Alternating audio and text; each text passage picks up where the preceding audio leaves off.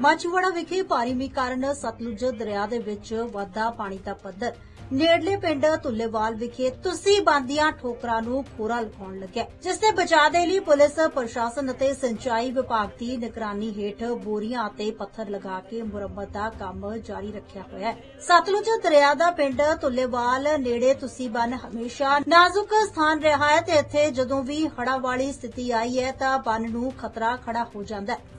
ਅੱਜ ਜਦੋਂ ਪ੍ਰਸ਼ਾਸਨ ਨੂੰ ਪਤਾ ਲੱਗਿਆ ਕਿ ਦਰਿਆ ਦਾ ਵੱਧਦਾ ਪਾਣੀ ਤੁਸੀਂ ਬੰਨ ਦੇ ਬਚਾਅ ਦੇ ਵਿੱਚ ਲੱਗੀਆਂ ਠੋਕਰਾਂ ਨੂੰ ਢਾਹ ਲਗਾ ਰਿਹਾ ਹੈ, ਉੱਥੇ ਹੀ ਕਈ ਕਿਸਾਨਾਂ ਦੀਆਂ ਜ਼ਮੀਨਾਂ ਨੂੰ ਖੋਰਾ ਲਗਾ ਰਿਹਾ ਹੈ। ਅੱਜ ਮੌਕੇ ਤੇ ਪੁਲਿਸ ਜ਼ਿਲ੍ਹਾ ਖੰਨਾ ਦੇ ਐਸਐਸਪੀ ਡਾਕਟਰ ਜੋਤੀ ਯਾਦਵ, ਹਲਕਾ ਸਮਰਾਲਾ ਦੇ ਵਿਧਾਇਕ ਜਗਤਾਰ ਸਿੰਘ ਦਿਆਲਪੁਰਾ, ਐਸਪੀਡੀ ਪਵਨਜੀਤ, ਐਸਡੀਐਮ ਰਜਨੀਸ਼ ਅਰੋੜਾ ਮੌਕੇ ਤੇ ਪਹੁੰਚੇ।